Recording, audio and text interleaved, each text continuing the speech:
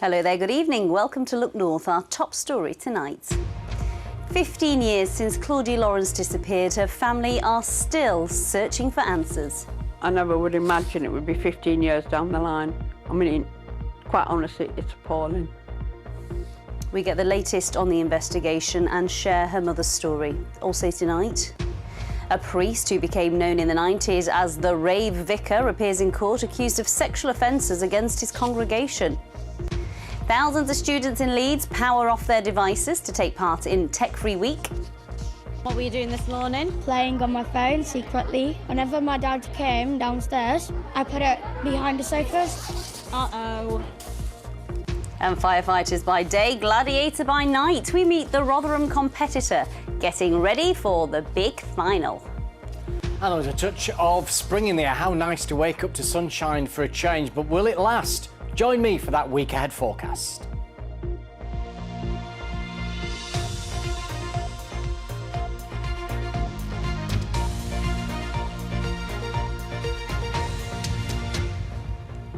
Hello, thank you for joining us on this Monday evening. First up on the programme, the mother of missing woman Claudia Lawrence has said that not knowing what happened to her daughter is like living with an illness that never goes away. Claudia was last seen 15 years ago today. She was aged 35 and didn't turn up for work as a chef at York University. Now, over the years, 6 people have been arrested in connection with Claudia's disappearance. Files were sent to prosecutors, but police were told there was insufficient evidence to bring charges. Now, it's known as a cold case, but police say the inquiry is not closed. Our social affairs correspondent Emma Glasby reports.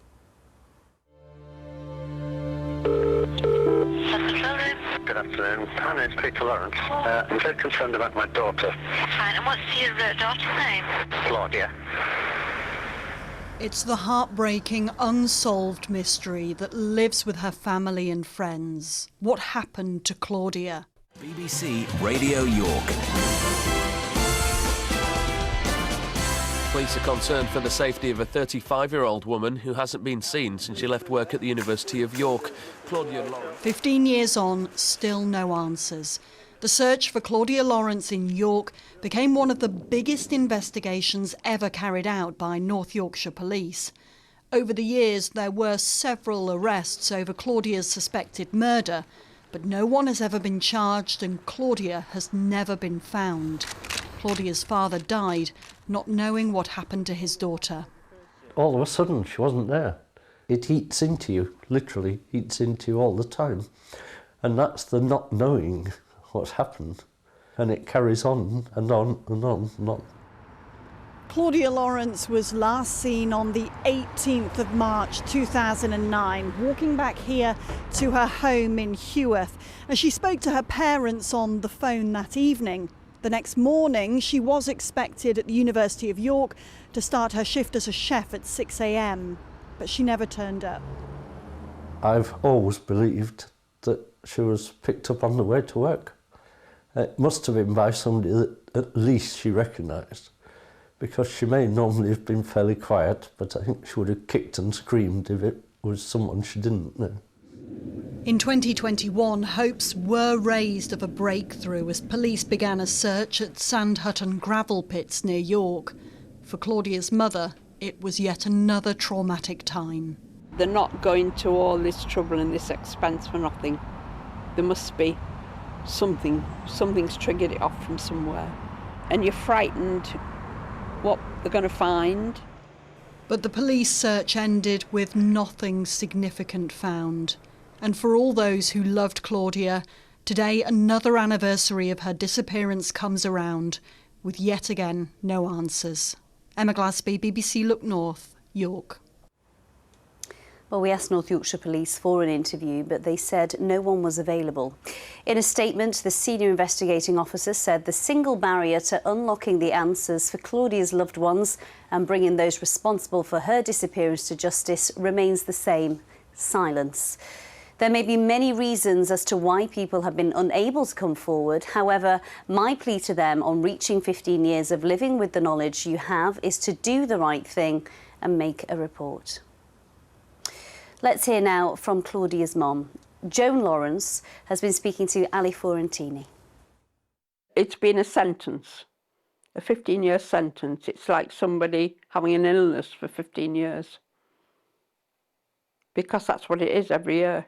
Every day is an illness with this going on. And how do you cope with that illness as you describe it? Faith and community. It's brought out a tremendous amount of goodness and kindness. And I mean, hope is the things, if you can see it, that's not hope. Hope is about things you can't see. You go through a routine. You get up in the morning, you look to see what the weather's like. The phone's busy. You look to see what you're doing that day. And some days are better than others. But I never would imagine it would be 15 years down the line. I mean, quite honestly, it's appalling that it is, isn't it? Absolutely appalling. That I've had to have this for 15 years. There'll be mums listening to this interview thinking, how would I cope if that happened to me? You know, if there's so many people have stopped and asked me that. But how do you cope? Sometimes very badly. Sometimes it's a front. And you don't cope inside at all. Some things are triggered off. Other instances, like things like Sarah Everard, you and I went when I laid those flowers, do you remember? I do, yes. And then Nicola Bulley, and I know exactly what these families, what they're feeling, although they may cope different to me. You've still got Claudia's house, which is in York.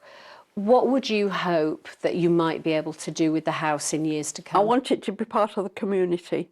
There might be some charities connected with domestic abuse, all sorts of different things, who could use it for meetings or something like that. And so you want to be able to help people? Oh, yes. It'd be some good coming out of, I hope it's not, but out of evil. Do you think you'll ever get answers? Yes, I do.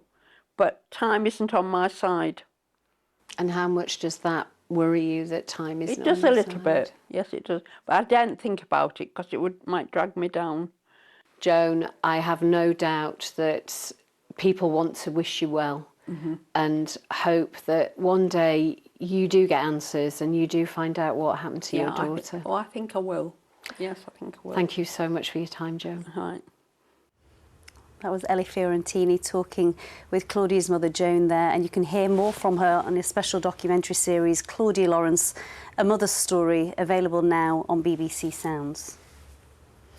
You are watching Monday's Look North, still to come on tonight's programme. Leeds United's oldest season ticket holder is the club's special guest as they go top of the Championship.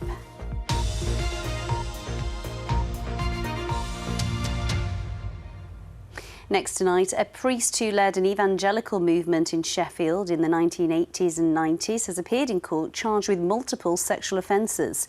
The Rev Christopher Brain hosted the 9 o'clock service, which became known for its rave-inspired worship. He was charged last month. Hundreds of people used to attend the ceremonies in Ponds Forge. Ollie Constable has more. It was an internationally renowned, forward-thinking form of worship. Hundreds of people went to sermons on a Sunday night, led by the Rev Christopher Brain, who became known as the Rave Vicar. The movement, called the 9 o'clock service, started at St Thomas's Church in Crooks, before growing and moving to Ponds Forge in the city centre, complete with big screens, lights and live music. This archive footage from a BBC documentary 30 years ago showed it at its height, with up to 500 worshippers taking part. Today, 66-year-old Mr Brain, seen here this morning, appeared in court following allegations of inappropriate behaviour with former members of his congregation. The Magistrates Court here in Sheffield heard how Mr Brain was charged with 34 sexual offences, the most serious of those being rape. They're alleged to have happened between 1981 and 1995, when Mr Brain was a reverend. The judge today said the rape charge was so serious it could only be heard at the city's Crown Court, with a hearing set for the 15th of April. The other 33 indecent assault charges will also be heard on the same day. Ollie Constable, BBC Look North, Sheffield. A new gambling clinic has opened in Sheffield today. The self-referral facility has been set up by the NHS and will provide specialist therapy for people affected by addiction. Sheffield mum Judith Bruni spoke to at today's launch. Her son Chris took his own life due to his gambling addiction. If this facility had been available for Chris when he needed help, he would have had more of a chance, a fighting chance of still being here. So I'm here to celebrate the fact that this clinic's opening and that it will help a lot of people who were struggling like Chris was. This is the last of 15 NHS gambling clinics that we've had a programme of delivery on for the last few years. So importantly for the people across South Yorkshire now, they've got an NHS service that they can use if they're concerned about their gambling, or if it's a loved one who's struggling with their distress because somebody else is gambling as well. We're here for families as well. Yeah, let's hope it does help. Now, on tomorrow's programme, we're going to be talking about the menace on our roads. Potholes. We're looking for the rogues gallery of the worst in our region. Please send us your photos and tip-offs to look.north@bbc.co.uk or via our social media channels. Details are on your screen now, and I know there's plenty of them out there. Let's talk about tech now. 5,000 primary school children across Leeds are putting down their phones and turning off their screens this week. It's estimated that more than half of 8 to 11-year-olds own a mobile phone, and that jumps to 97% of 12-year-olds. So how will they cope putting them away until Friday? I've been to Manorwood Primary in Leeds to find out more. I think phones in school is a really good idea because children can use it to help them spell. Year 5s are starting the week with a debate about mobile phones in school, setting the scene for their device-free challenge. From 9 a.m. this morning until 3 p.m. on Friday, these tech-savvy youngsters are sacrificing mobiles, tablets, consoles, and only allowed half an hour of TV. It's quite a tough challenge because normally I use electronics in my everyday life. On school days, probably 2 hours. On weekends, probably 4 or 5 hours. What were you doing this morning? Playing on my phone secretly. Whenever my dad came downstairs, I put it behind the sofas. Uh-oh. It's not a secret anymore, Leo. You've been busted. I actually think it's a great opportunity to do the things that you've been wishing to do but not wanting to miss your favourite commercials. An opportunity many parents are embracing too. It's just so easy, isn't it, to pick up an iPad or switch on the TV. We all do it. I think it'll give us all a nice pause to do something different, actually. I think I'm going to do tonight is play loads of fun games with my family. Put your hand up if you have your own mobile phone at home. Real will soon be going to high school. She wants a smartphone like her friends. If I miss the bus, I'm going to need a ride home, so I'm going to need to call. If I, for example, don't have a phone, how am I supposed to call my parents? I'm going to have to walk home and I don't know the way home. But she's a bit of an argument there, isn't she? Yeah, I think it's a very good one, and I think it's very hard to say no during that one. The most pressure comes from her friends and the other people around her. Even if we say yes and we give her the mobile phone, it has to be with limits. Year 5 and 6 is typically the age when children will start to engage in devices a lot more. This is a class of Year 5s. A lot of them have already got their own mobile phones. So although there's an incentive here of raising money for a school trip, this challenge is about a lot more. We just think it's really important, especially because children are using devices more, they're getting mobile phones younger and younger, and so we just think it's really important to teach them, especially when they go off to high school and leave us, to reflect on how much time they're using their devices. It's the 8th year that Manorwood Primary have run the Disconnect to Reconnect programme. This year, 5,000 other young people across Leeds are taking part, with the backing from the City Council. What we were hearing from teachers is that device use is having quite an impact on children's mental health, on their well-being, on how they're engaging in learning in schools, and how it's affecting their attention spans. So what we want to do after this week is to get feedback from teachers and see if there's actually something we can integrate more regularly. It's hoped going back to the whiteboard will encourage healthier screen habits in the future. So let's get some advice for parents, shall we? I've been speaking to Tony Neat from Get Safe Online. There's a number of different pieces of software that you can connect with your phone. You can put on your children's phone. But all I would say, if you're going to do that, is have a conversation with your children about it. Nothing worse than when they find out that you've been snooping on them and you haven't told them, and that'll cause even more arguments. We have seen a letter from a North Yorkshire school to parents about bullying on WhatsApp groups. It seems to be a way that children are communicating, and young children as well. What are the dangers of using that platform? Well, one of the things is that parents don't realise you should be 16 in order to use WhatsApp. But parents are unaware of that. I think an awful lot would stop it happening. You think they're in a private conversation with their friends, but has anyone else joined? Has one of the friends had someone else join? Somebody that you think might be the same age as your children, but might be someone a lot older. So you need to have a conversation with your children about WhatsApp, the good parts and the bad parts. And something I hadn't realised until today is that there's also a locator on there, so people know where you are. There's an awful lot of things on WhatsApp that people don't realise.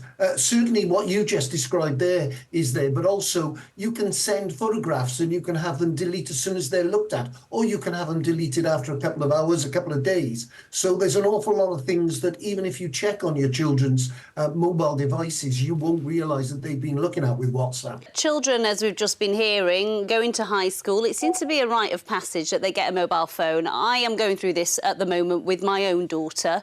Tony, what is the alternative? It's the must-have. It's been around for years. You must have the latest form of trainer, and now it's the latest mobile phone that you can buy. And these things are £1,400 at the most expensive ones. So you've got to get together with other parents and make a decision that you're not going to crack to the child's demands and then start off a bullying situation in school. Tony needs some good advice there. Thank you. Let's move on to sport now, shall we? Mark is here, and everyone's heard of Leslie Bray this morning. Absolutely, absolutely. And he and all the Leeds United fans can dare to dream of an immediate return to the Premier League as they move to the top of the Championship for the first time this season. Among the more than 34,000 fans at yesterday's 2-0 win against Millwall was Leslie Bray, a 98-year-old who is Leeds' oldest season ticket holder. Leslie has become a bit of a celebrity. A video of him singing along to Marching On Together has been viewed 4 million times online. Olivia Richwald was there. Don Revie. Yeah, you remember Don Revie? Yeah. Well, Les Bray is Leeds United's oldest season ticket holder. He's 98 and goes to every home game with his son Steve. Dad's been going since, well, let's say 1969, same as me. We've followed Leeds home and away. Sadly, Les now has dementia and struggles to remember. How old are you, Dad, now? Do you know how old you are? No. What do you think you are? 18. 18. 18. If I told you you're going to be 99 in about 6 weeks. Bloody hell. 99. Me? Yeah. He was a navigator in the RAF and used to fly in Lancaster bombers during the Second World War. Later, he was a police officer whose hobby was breeding chickens. Today, he's a special guest at Elland Road alongside Anne and Sue. You do know Anne and Sue, don't you now? Yeah, who he's been sitting next to in the West Stand for decades. We've always talked about all the things, you know, in our lives that's been going on. So we talked about his wife Brenda and his family, and about singing in the choir, and when he was in the police and in the forces. It's just been an absolute pleasure to know him. After a nice lunch in the chairman's suite, it's time for kick-off against Millwall. Despite his dementia, Les still loves to sing and can remember all the words.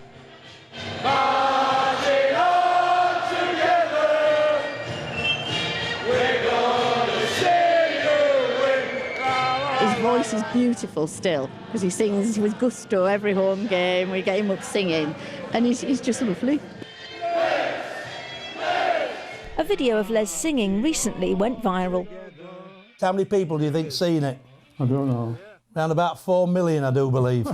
4 million. Can you get that into your head? How come you remember words to that and you can't remember my name?